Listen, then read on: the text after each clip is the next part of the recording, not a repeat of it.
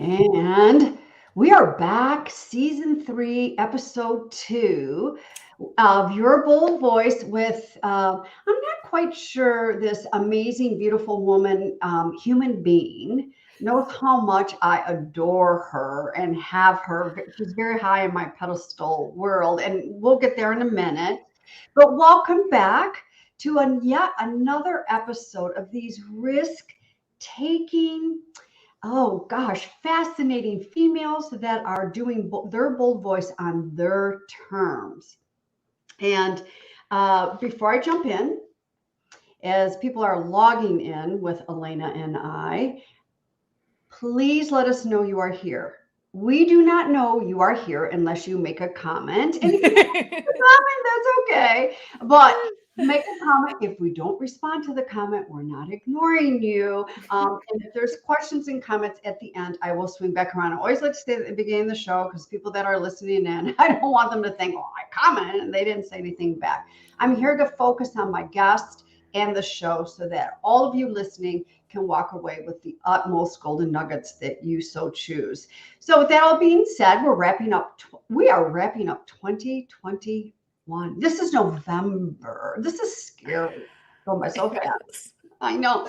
So I just want to say to all of you out there, I am now taking discovery calls for 2022.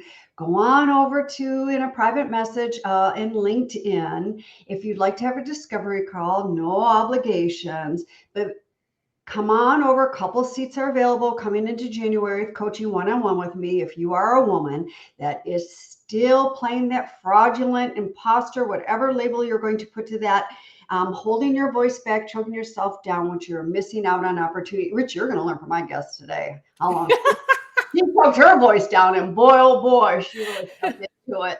So if you've got any of that still going on, where you're missing corporate opportunities, or you're visible as a businesswoman and you've got some things holding back, reach out and let's have a call for 2022. Doing those calls now. But time to move on to my amazeballs guest. Elena Joy Thurston is an inspirational LGBTQ plus speaker, trainer, and founder of the nonprofit Pride and Joy Foundation, a Mormon mom of 4 who lost her marriage, her church, and her community when she came out as a lesbian. Elena's viral TEDx talk on surviving conversion therapy has been viewed 40,000 plus times and landed her media and speaking opportunities with ABC, CBS, Logitech, Penn State, and Michaels. Elena Joy recently launched Pride and Joy Publishing, the only publisher of solely LGBTQ plus empowerment and business books. We're going to learn all about this today, Elena. Wait, and I'm going to I'm going to informally add to the bio. Elena is a mastermind sister of mine. Myself and her and 7 others connected during a pandemic, all through 8 months on a Zoom. We all met in September in Vegas, except one. The one will be joining us in Vegas again in a couple of weeks. I think this has been the tightest mastermind Alexia Vernon has ever hosted, and the sisterhood and the fun, the excitement, the support, the tears, the joys, the successes, the lessons, everything. It's an intense, beautiful group. So Elena's a part of that, and I'm ecstatic to have her here today. How are you? I am so great. And speaking of that mastermind, so I'm sure lots of people listening know that Alexia Vernon wrote that book, Step Into Your Moxie. And one of her incredible teachings is about what energy are you in when you're really claiming your voice, right? Like, are you in a real bunny energy and really like sucking it in? Are you in like a really aggressive energy with the dragon? Or are you just a badass with your cheetah energy? And then this morning, Kim and I show up. We didn't plan this either. No, we really didn't. It's funny. I love it. Oh my gosh. Yes, she does use animal archetypes, which is one of the things that I borrow from her that really makes things more palatable and It really does. understandable when, it's bunny drag. I refer dragon as Miranda wears, and the devil wears Prada, Miranda and the devil wears Prada. Oh yeah, because she was a dragon big time. Oh, big time. Yeah. But then the cheetah is where we want to be, and here we show up in the cheetah. So hey, Lex, we're in our cheetah. Big shout out to Lex. All right, let's jump in. I want to take you back, Elena. Has it been 4 months when you decided to the expression, and bear with me, I'm not a proponent of this expression, but I don't want to disrespect anybody, come out and acknowledge and embrace yourself. In fact, as a lesbian, stepping into conversion therapy, has it been 4 years since that whole transition, or has it been a little longer? Yeah. So I kind of came out to myself in 2017 and I was public about it in 2018. Okay. So, So you yeah. were with yourself for about a year before husband, four amazing children, Yeah. and in a Mormon religion Yeah. with in-laws and sibling in-laws and And 27 nieces and nephews. wow, big family. Yeah. So what happened? What happened? Well, a lot changed. A lot changed. And none of it is because anyone is like a bad person at all. Like of the 50 people that I was very close to, right? Like in-laws and sister-in-laws, I was the first one married into the family. And so I was there for everyone else's weddings. I was there for everyone else's babies, right? Like that family was my family. And none of them are bad people in any way, shape, or form. But am I part of the family anymore? No. And I don't think in that first year right after, they were so sweet. I'll always remember my mother-in-law calling me and just letting me know very bluntly, very straight, I love you. You will always be my daughter. Like she was very incredibly loving. And I know her husband, my father-in-law, felt the exact same way. They were just an amazing, beautiful family. Unfortunately, there's in the Mormon culture, a lot of religions, you can be kind of a Sunday only person, right? A lot of religions aren't a high demand religion. But when you are a part of a high demand religion, it doesn't have to be just Mormons. It could be Mormons. It could be a certain brand of evangelical. It could be a certain brand of Catholic. It could be Jehovah's Witnesses, like whatever it is. If it's a high demand religion, that line between religion and culture and family, it's just so enmeshed. And so a high demand, very conservative religion like Mormonism will say, if you socialize with apostate people, you will become apostate yourself. And so it's not as drastic as like the Jehovah Witnesses. I have quite a few friends that are ex-Jehovah Witnesses, and they are shunned, which means not even their own family members can talk to them. So it's certainly not like that. But it is definitely, we're not going to invite you to Christmas anymore. You're not going to come to family dinner. Like there were all these things that just had to be done with. And that is going to be okay for me because I have learned for my own mental health, I have to surround myself with people that are very affirming. And affirming doesn't mean I love you no matter what. That's not it. that is respectful, and I really appreciate that love. There's no doubt about that. But for my own mental health, I need to be surrounded by people who say, I love you because, not I love you no matter what. Let's stay there for a second. You segue into that because I've got the post open on my phone. So let me, if I could just be so rude here and open up my phone. And I saw this early this morning, over coffee, and I thought, I'm going to bring this up on the show with Elena.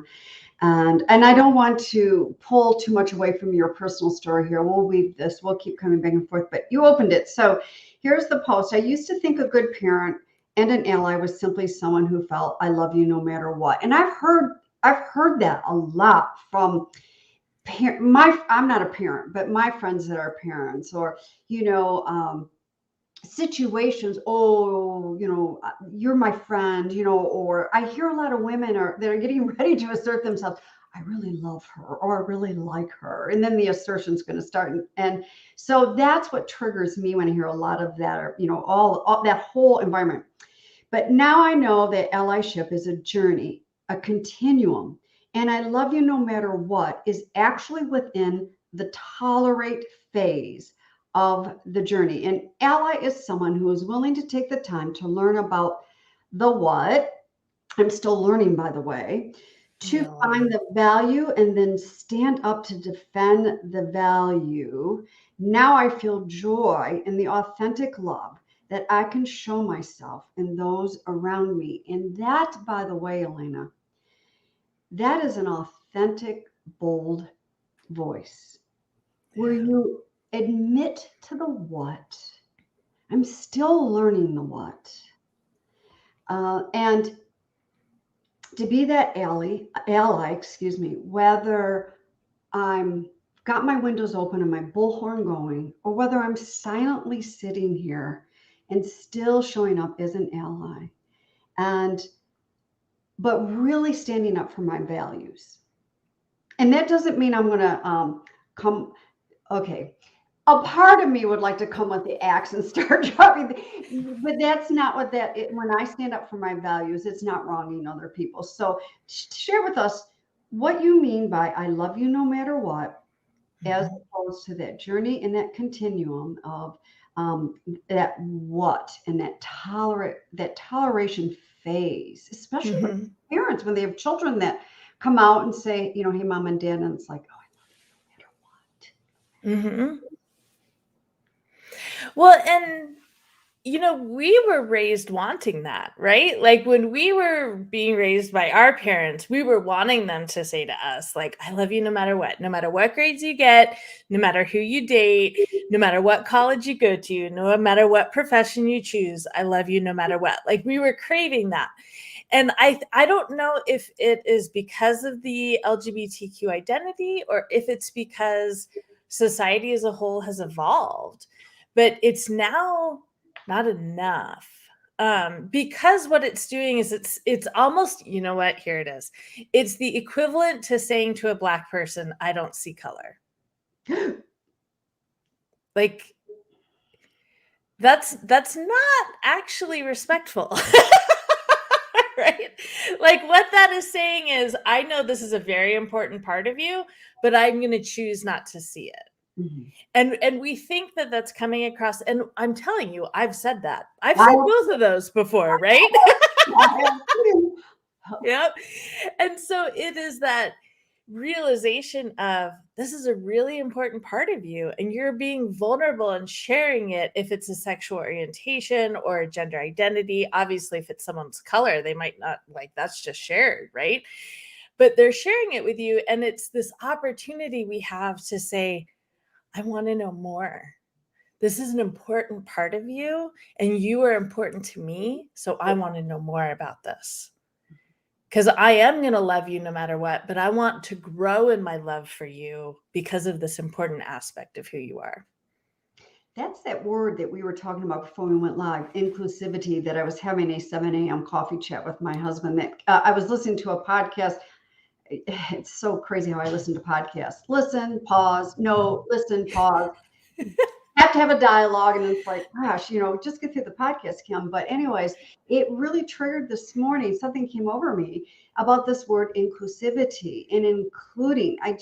I am a person, and I have said I love you no matter what in the past. I've said that to my dogs, but I've also have said that to other people. I mean, and we don't have children, Steve and I, and we've said we would love them no matter what. Which we're trying to empathize into our other parents' And shoes. and we can't go any further No, unless we've hit that phase first, right? Like that's that concept of the continuum, is that we can't get to the ally or the advocacy stage until we've worked through our tolerance stage. And right. tolerance is I love you no matter what. Right, right. And it's getting into that what, like you were saying. And I've also said, I don't see color. I do.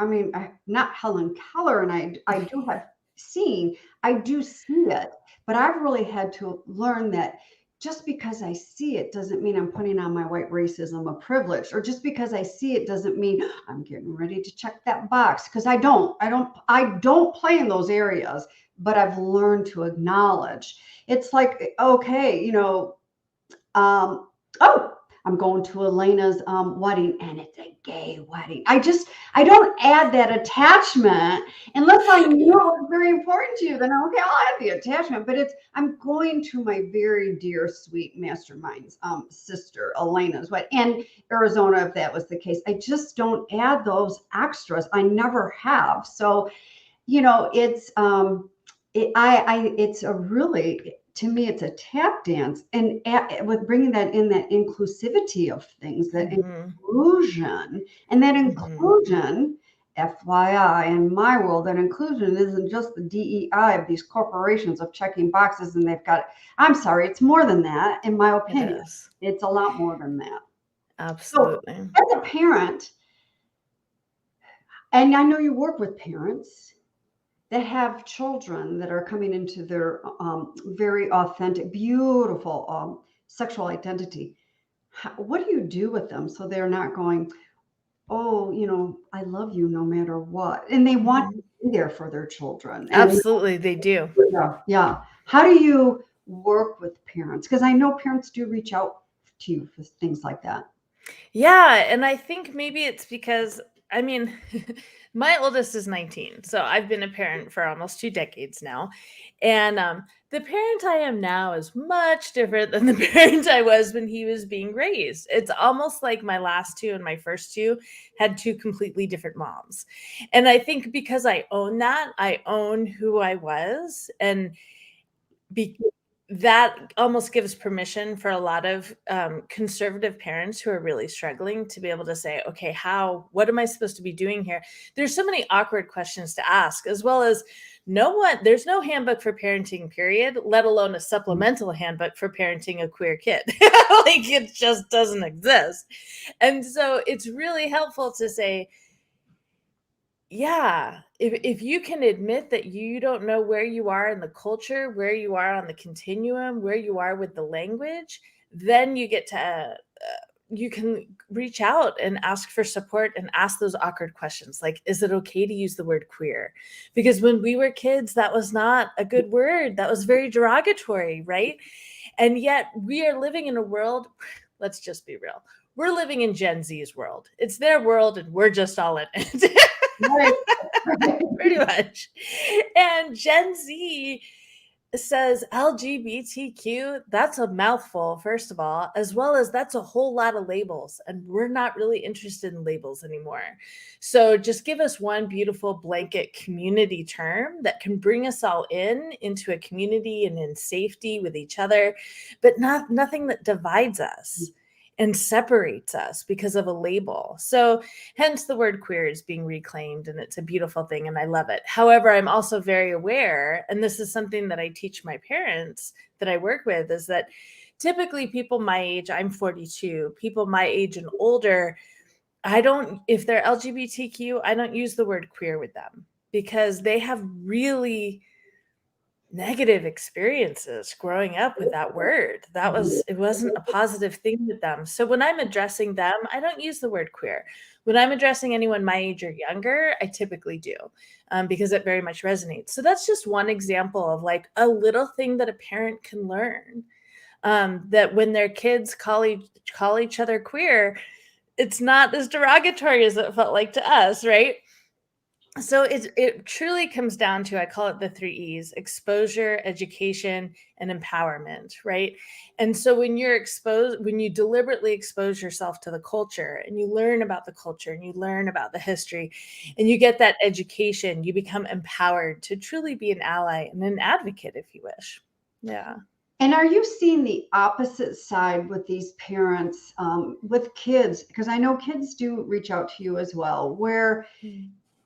they are going through what you have experienced, losing the community, losing the families, because let's just face it, we're still, I mean, I love, not that I watch it all the time, the show, the Modern Family. We're in a Modern Family Day world, but yet we Yeah. still have such, polarization in the Yeah. worst way, shape, and form going on. So, what do you do with these kids that are maybe of legal age, 18 and older, and are Mhm. being shunned and pushed away by their families because they are also embracing their sexual identity, and the families don't, that's it, they're done. They're just like what happened to you. How do you coach them through that so they don't go down the suicide avenue? Mhm. I know suicide rates are very prevalent as well.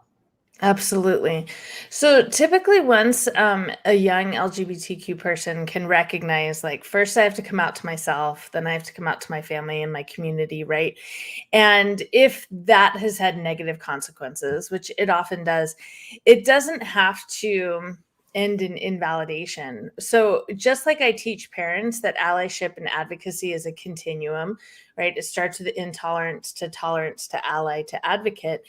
I can also teach young people the same thing and say, your parents might be in the intolerant right now, but that doesn't mean they're going to stay there forever. And even if they do, that's not a reflection on who you are. It's a reflection of where they are, right? This is a them issue. It's not a you issue. And then, of course, we go into LGBTQ children are some of the only youth born to some of the only marginalized youth born to parents not of the same marginalized community. So when you have a Black child born to Black parents, those parents can teach that child, these are the tips and tricks of making it in this world, right? When you have an LGBTQ child born to straight parents, that doesn't take place. The community integration doesn't take place. And so when you have a child who's trying to figure out, how am I steering my life without my family support? Here I am in my 20s, early 20s, right? Then it's the same thing: education, exposure, and empowerment. Educate yourself on your community and your history. Queer history is all over the world for centuries. There's an incredible book out called Gay in 50 States.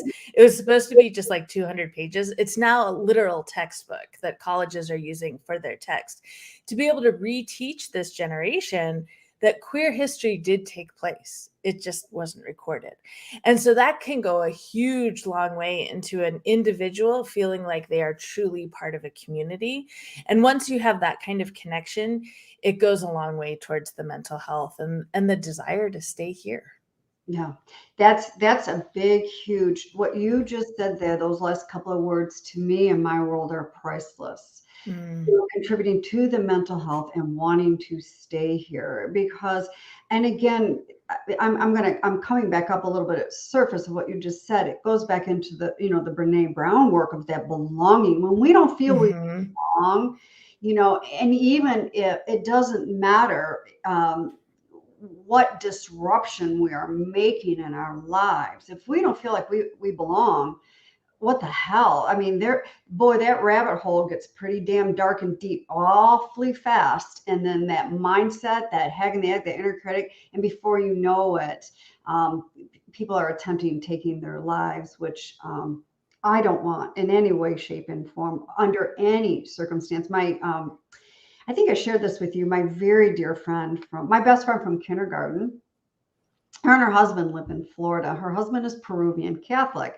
They one by one came from Peru over here to do university, stayed in Florida. My girlfriend met him down there. And two children later, their first child born, who's doing outstanding in Japan, female identified, Andrea. Their second child born, Daniel, male identified. And the last time I was down in Florida with my girlfriend, she was talking about that day they placed Daniel in her arms. She knew something was different, but she didn't know what.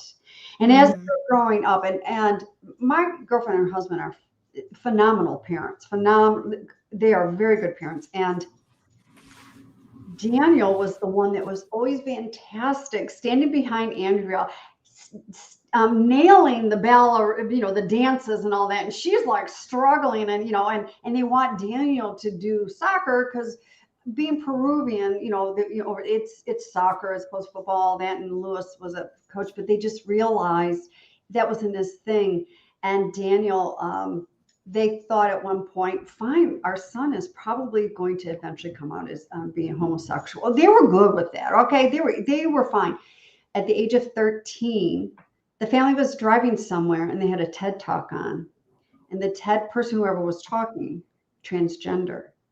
They got out of the car and Daniel went to my girlfriend and said, Mom, that's me. Mm. That is me. And they did, like I said, they're phenomenal parents. They did everything and anything to support this child transgendering at the age of now 19. She might have just turned 20.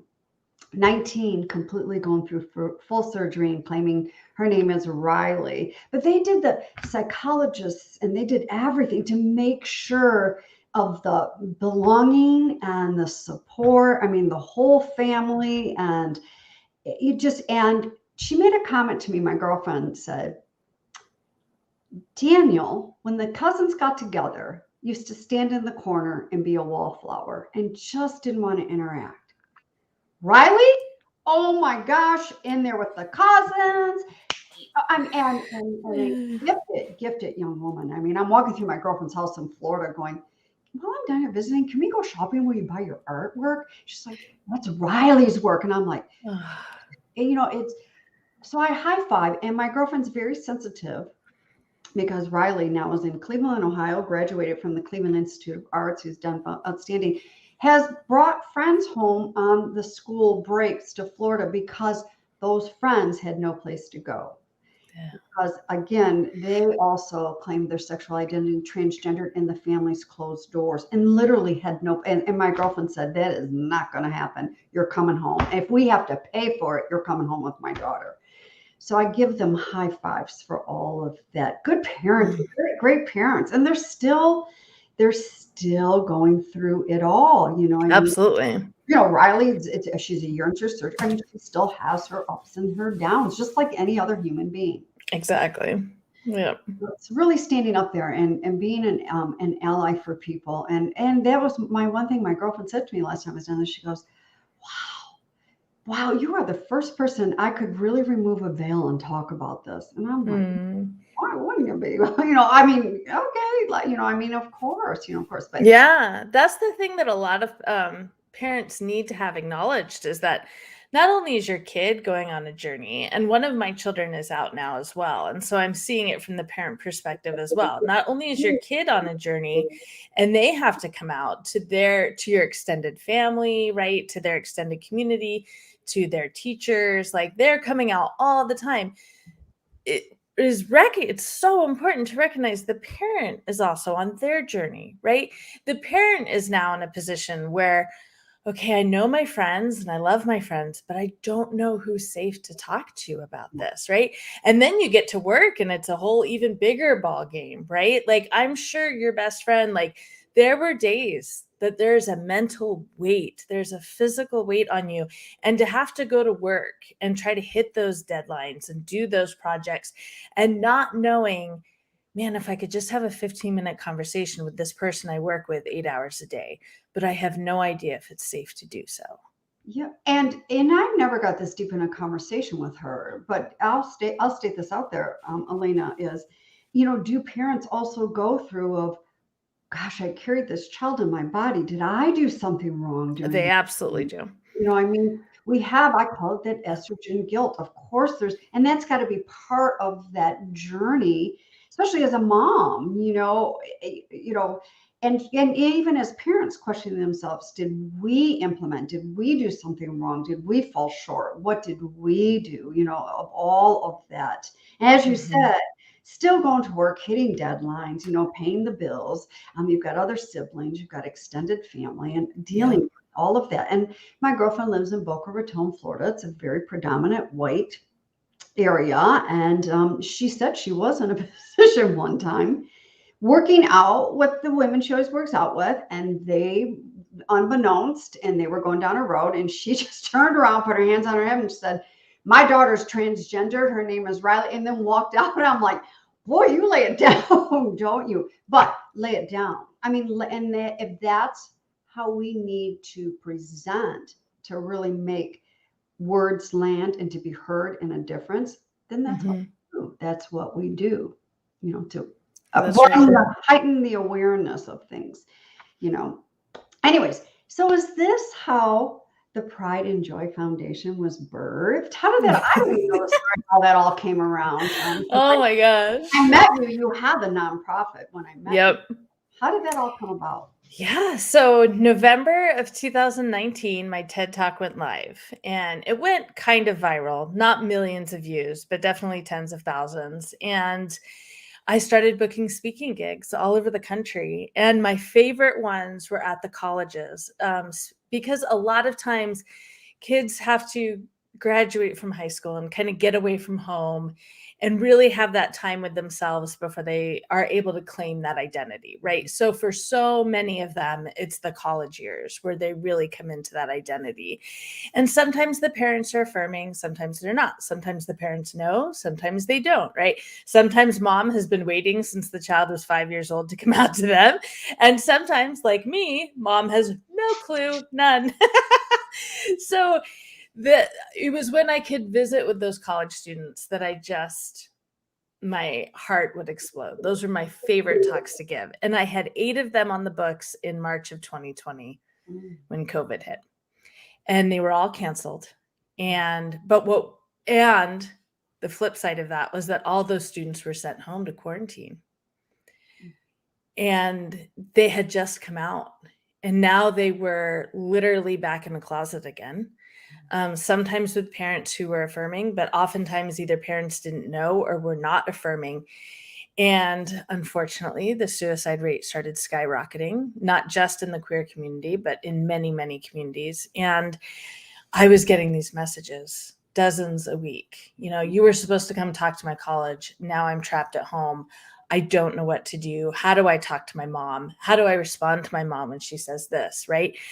And so it was that frustrating feeling of laying face down on the couch and being like, I am trapped too.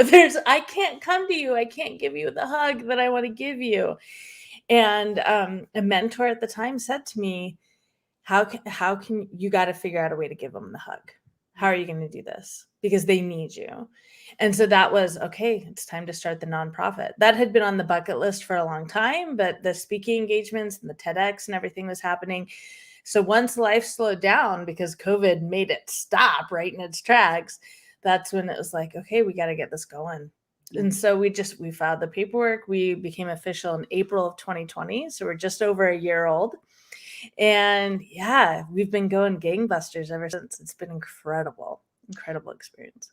So you had just launched that a couple of months right before I met you. Yeah. I didn't realize it was so much in its infant stages, and it is going gangbusters because, I mean, look who's at the helm.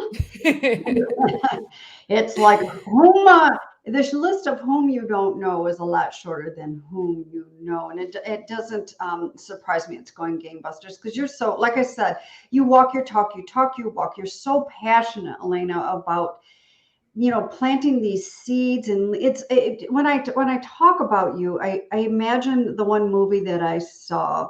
I'm going to mess up her name.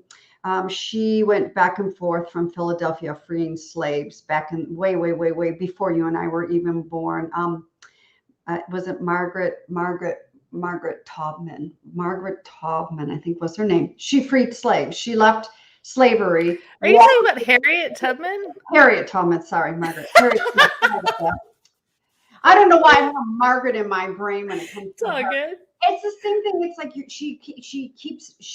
it was her belief, it was her passion, and that's your belief and it's your passion. You keep walking, you're going to keep on going, and it's really making the awareness so beautifully accepted is what I see in you. And of course, so much more I see in you as well. So it doesn't surprise me your foundation is doing outstanding. All right.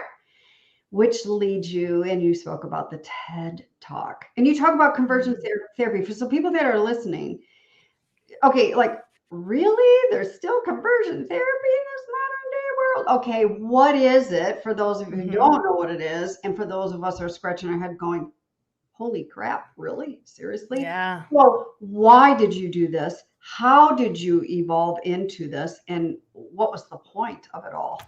Absolutely. So again, I was very Mormon. Like I wasn't just Mormon, I was like towed the line Mormon because that's just who I am. When I do something, I don't half-ass it, right? So there, not that I would have said that when I was Mormon. No. So there I was very much believing that I literally could only get into heaven if I was married and sealed in the temple and if I had upheld those covenants. And you cannot be married and sealed and exalted into heaven with Heavenly Father unless you were in a straight marriage that began in the temple. So I was absolutely, completely, and totally sure that not only was I going to hell, but I was going to lose access to my children for all of eternity. Right? Talk about ransom, right? Like that's a big price to pay. Mhm. So the minute once I realized I was very much attracted to women, and that was the reason I really wasn't attracted to my husband. And I realized what was on the line, what was at risk. Then it was, I've got to find someone to fix this. Surely someone can fix this. And it was not hard to find. His office was 10 miles from my house in suburban Phoenix, Arizona, in like a shopping mall. I walked up onto the top floor of a shopping mall, and there he was. So yeah, so I went 4 days a week, 2 hours a day. He told me it would take 1 to 2 months. But here's the thing. It never works. Conversion therapy has never been proven to work. And to be specific on what it is, any therapy whose goal is to suppress same-sex attraction and result in heteronormative attraction is conversion therapy. So whether it's physically invasive, which those camps still exist as well, and we can get into that if you want, or whether it's mentally and emotionally invasive, they both have the same results. One, it doesn't work. And two, 57% of participants become suicidal. And three, 98% of participants deal with lifetime suicidal ideation. So at the end of my 1 to 2 months, when it still hadn't worked, he had to delve deeper. And we went for another 4 months. And if you like doing math in your head, the cost was $270 a session, 4 days a week for 6 months.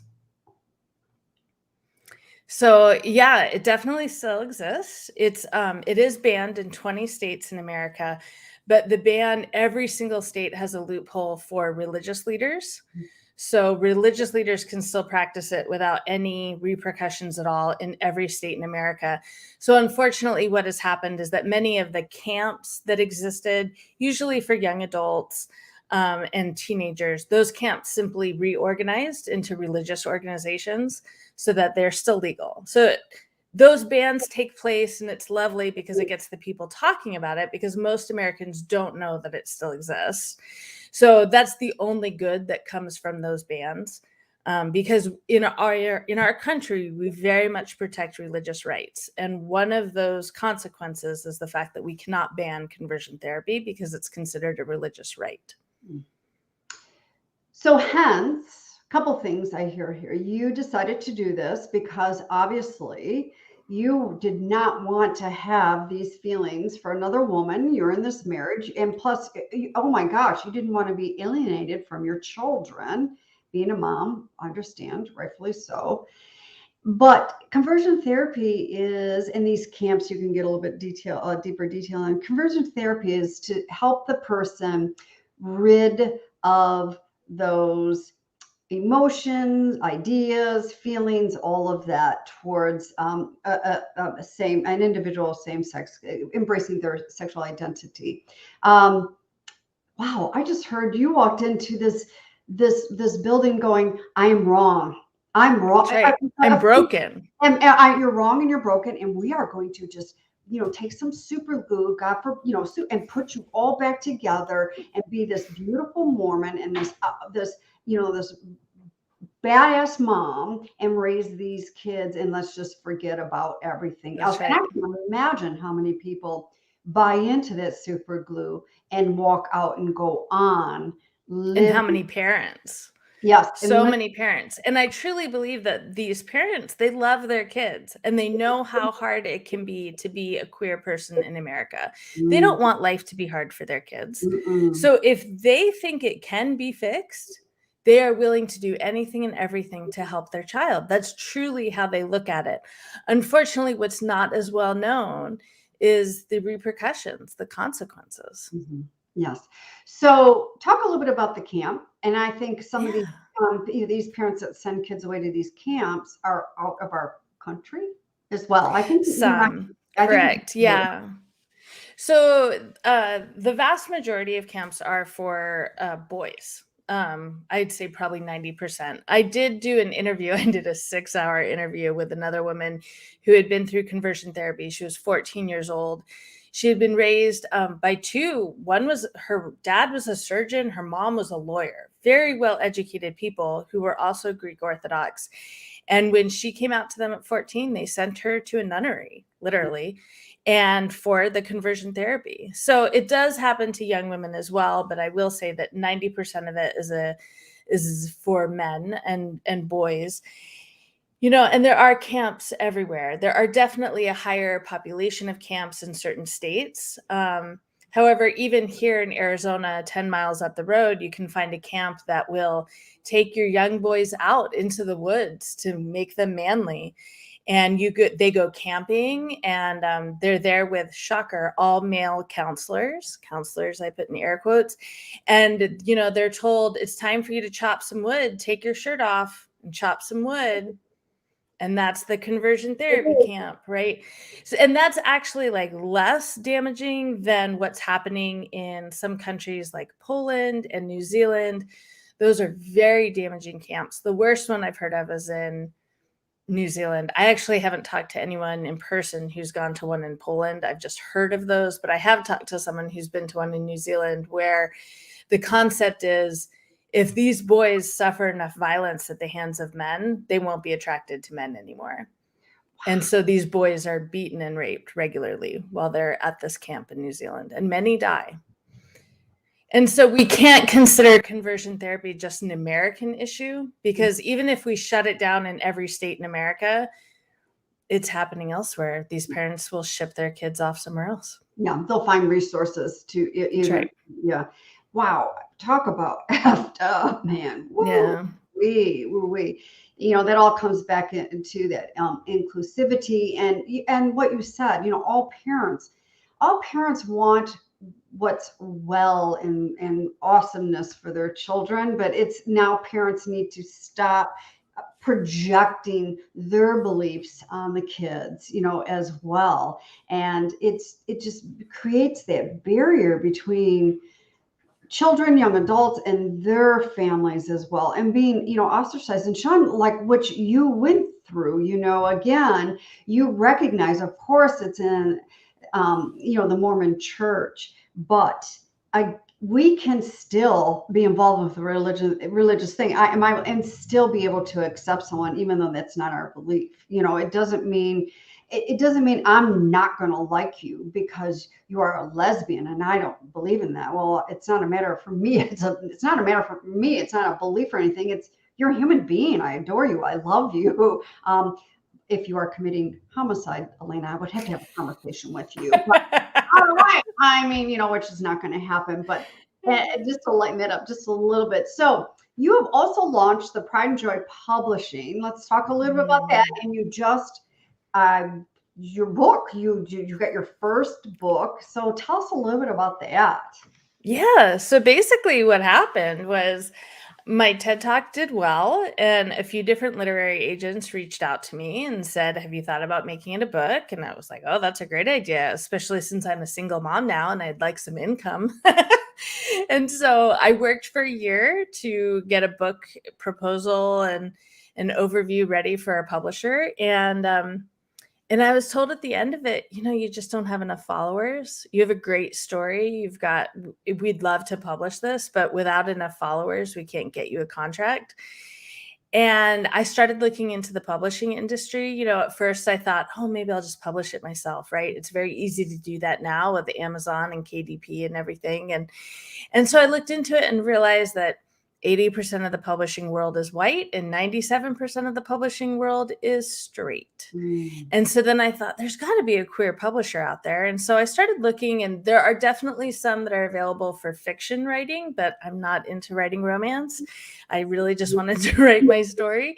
And I wanted to do it in such a way that it empowered people. And I saw that year Untamed from Glennon Doyle came out. And to me, that proved that there was a market, that a lesbian can tell her story and the straight people still want to hear it as well. It's not a niche, right? And then what was Educated by Tara Westover came out, and that was all about a Mormon upbringing and experience, and it was a bestseller for 57 weeks. And so I really felt like there is a market here. It's my lack of followers that's blocking that. And there's no queer publishers that understand that my 3,000 queer followers, that's a different ball game than the regular, right? Like, we are rabid fans of anything that speaks our experience to us and validates that experience. And so then it was looking around and realizing that I was not the only one. Again, so many times when I first came out, I was absolutely convinced I was the only Mormon mom who ever realized late in life that she was a lesbian. I was convinced. And then I found a podcast. You were speaking about podcasts earlier. I found a podcast that's called Latter-day Lesbian, and it's a lesbian mom who used to be Mormon who has like 7 billion kids. And I was like, okay, I'm not the only one. Well, now in publishing, I realized I'm really not the only one. There are these incredible LGBTQ people with incredible experiences, very good writers, and they can't get a publisher to save their life. And then it was like, I'll do it. So I did. So Pride and Joy Foundation started Pride and Joy Publishing. Another part of it is that we're interested in finding sustainable sources of income so that we're not reliant on individual donations, because we're not trying to get rich off our own community. Now, we'll get rich off corporations all you want, but not off individuals. So so that's how Pride and Joy Publishing came to be. And our first book did come out just recently. Yeah. And it hit 3 bestseller lists. So incredibly excited about that. But what's even better is that we're now petitioning the Library of Congress to add 2 more categories to books. One is LGBTQ plus business, as well as non-binary studies, because those 2 categories have not existed. And we've proven now with this book that there is a market. We hit 3 bestseller lists. Like, there's a market. Let's do this. Yeah, I love that. I love that you're going in after that. Now, how many books do you have authors in the queue right now that are going to come on board, start writing their own books, tell their story, now that they have a very safe, sacred environment to do this? Correct. Yeah. So we have one coming out in February. I think for 2022, we probably have 4 or 5 that will come out. We have a coming out journal for kids. We've got a coming out journal for parents. We've got an incredible photography, fine art, coffee table book that will be coming out. We're just bringing on a book coach. It's going to be a pretty incredible experience. I'm really happy. Yeah, that's that. And that you just blossomed and birthed that like a few minutes ago, no pun intended, and it's just taken off. So talk about, that pain point and that need, and going in and, doing the solution for it all, which is outstanding. I'm so excited for you. All right. What else do you have up your? That's a lot. I know. I've never seen such an action-packed bio. It's sitting here in front of me. I mean, the bio is like this, and there's so much amazing stuff in the bio, which I cited. But so what else is up your sleeve, Elena? Yeah, so we do about 4 events a year specifically for parents. We have one coming up on November 9th at prideandjoyparents.com. You can sign up, and that is a suicide awareness and prevention workshop. So we actually have trained LGBTQ people who are certified suicide interventionists as well as licensed therapists. They'll be leading the workshop and literally teaching parents, this is what you need to look out for. This is the language that you can use. This is the empathy that you need to use when you're listening to them speaking their suicidal thoughts to you, right? These are some different resources. You do not have to call 911. There are other resources available for you. There are different levels of care. It's just a whole education that once you know it, you can be such a better resource for your child. And because LGBTQ youth, 40% of them have considered committing suicide in the last 12 months. Those statistics are way too high. I mean, and that might be a biased opinion. I'll claim that biased opinion. Yeah. It's just way too severe. It's way too high. So that's awesome. And what's your website again, please? So for the parents, it's prideandjoyparents.com. And for overall, where we house everything is at prideandjoyfoundation.com.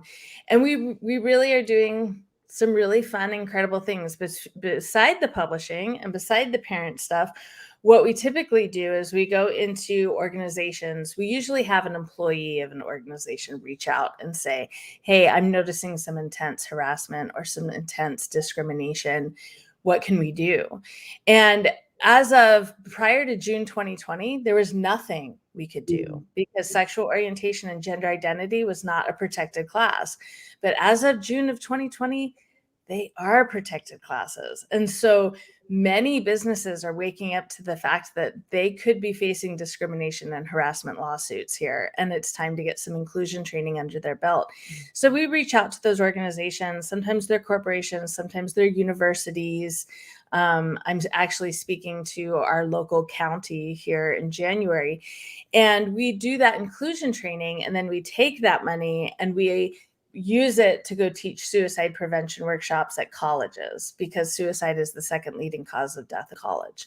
So we target rural universities that often don't have the resources to help and support their LGBTQ students, as well as oftentimes those students at those rural universities, that's the first time they're seeing queer people. Queer out professional people, right? So when we go to universities, we actually do a combo workshop. It's one part suicide prevention and one part how to have a great career and be yourself, right? How to show up to an interview, how to introduce yourself with your pronouns, how to find those truly inclusive companies that are going to truly appreciate you and your superpowers and not just, we value you no matter what. They value no matter what until you start getting into meetings and being vocal. That's where they pull you off to the side and let's just tone it down. That's just not professional. We don't talk about that at work. So that's awesome. You're offering that. And where else can the listeners follow you? And besides, I know you're on LinkedIn, but where else can they catch up? Yep. I primarily play on LinkedIn and on Instagram. On Instagram, you can find us at Pride Joy Foundation. We have a lot of fun on Instagram. Yes, you make me laugh so hard on Instagram. You are so entertaining. Please follow Elena on Instagram. This is a very emotional, heartfelt environment that Elena is really amplifying the awareness and support, and to infuse humor with it too makes it so easy to embrace. And because I believe a lot of people are concerned of, like you said earlier in the interview, the labeling and all of that. Am I going to say the wrong thing or say the wrong thing, for God's sakes? I mean, not derogatory on purpose, but say the wrong thing so that you can get into the what and that journey of learning and the what is next and amplifying your awareness around things. No one's going to chop your head or fingers off. They're not. But when you're holding back and not showing up or whatever, because for fear of saying the wrong thing, that's when we really need to lean in. And that's how we strengthen our being an ally. That's how we strengthen that stuff. Absolutely. That reminds me of one of my favorite experiences. I was doing a training for a company We do 4 modules. It was at the end of the first module, and there was a guy in the front row that was just sitting there with his arms crossed and, not really welcoming the information. And I was like, oh, brother, right? But we were getting towards the end and we were kind of wrapping up. Do you have any questions? We're having more of a casual conversation. And I always make it a goal to make it a very safe space for all the awkward questions. And he raised his hand, and I was like, okay. And he said, when my sister was in college, she came out to me and I did not handle it well. And she hasn't spoken to me since. What do I do? And as I stood there speechless, one of his coworkers stood up and said, the same thing happened with my dad when I came out in college. We'll go out to lunch. We'll figure this out together. And it was that moment that I realized, these trainings that happen at work, they don't just stay at work, right? Like, it affects people's lives. It's an incredible ripple effect that goes out. But because we're at work, we can capture the ear and the hearts of people that might not have listened otherwise, right? They might have not wanted to go to my Instagram page, right? But if I can get in front of them at work and have it be a safe place where they can ask those kind of questions, that's when we can truly move the needle on allyship. And that's where we all see that we are not alone. And that other person sitting in that audience, and man, let's go to lunch. Let's have a dialogue. I think that is so imperative in life. It's awesome what you are doing. It's just so beautiful. All right. I want to take the last couple of minutes here. Let's do some fire questions. All right, let's do it. Quick answers. Fire. Okay. Let me have some coffee. That's right. You're in Arizona. You said you're still morning for you. All right. What was the one biggest, boldest step in your life? Whether it was yesterday, or it's coming this afternoon, or a year ago, that you took and risked, unbeknownst to yourself, what you were going to risk and what the outcome was going to be. I walked out of that conversion therapy office. Yeah. What one thing in your life right now, Elena, are you still, it just has a little bit of a default button, or that default button that pops up every so often. We all have our default buttons that pop up every so often. What one default button is still popping up, maybe not today, that you are still working on? That my story and my experience doesn't have value. That no one would pay to learn from me. Yeah, that definitely pops up. Okay. I just fell off my chair. Because your story is so damn valuable. And I hear you, sister. I hear you. Yes, that's something that I blame our gender, and not blame, I focus on our gender because I work specifically with their gender, that women tell. That's a big, huge thing. Absolutely. Yep. Absolutely. Last words is, what do you want to leave the listeners with? That one aching thing that you want to leave them with? We can't judge others because of something they've discovered about themselves, because we all have stuff inside us we haven't discovered about ourselves. Amen to that, sister. Oh, indeed. Absolutely. So, Elena, thank you. Make sure you're following Elena on LinkedIn. Hop on over to Instagram. It's very entertaining and extremely content-filled and informational as well. Go to the PrideAndJoy Foundation.org, correct? Yes. Yep. I don't have that here in front of me. So yes, make sure you reach out if you're needing support. I'm going to close the show with, I've been doing this all 3 seasons. I just love this, and it's sitting here, and I'm going to cite it. Be bold enough to listen to your heart, and more so to follow it. Your heart is always knowing exactly who you are, what you are made of, and what you are made for. Your heart has always known that you were meant for so much more, and that you deserve to live feeling free. Start listening to your heart. It has always known the way, and that is by walk the earth. And I'm going to really practice what I am preaching and citing this morning. And before we cut out here, thank you so much. Tamika just jumped up and said, what a great conversation. Thank you, Tamika, for joining us. Tamika lives, Thank you. we've become a very fast dear friend, lives right here in Michigan. We met on a call, and she's an amazing woman as well. Elena, I could go another hour. Me too. We have a lot of fun together, Kim. We do. I'm going to see you in 2 weeks in Vegas. I know. Can't wait for those hugs and the giggles and the funs that we do have, and along with the other mastermind sisters as well. I'm just so excited. So thank you for joining me, and thank you for sharing your story and your Amazeballs foundation, and the literally the seeds, the dents, the impact that you are making in our world, which is so greatly needed. I appreciate it. Thank you. Thank you. Thank you for having this platform, and thank you for passing the mic. It's a big deal. My pleasure. Everyone, make it a great day, and join us right back here at 11:30 a.m. Eastern Standard Time for another LinkedIn Live, Your Bold Voice.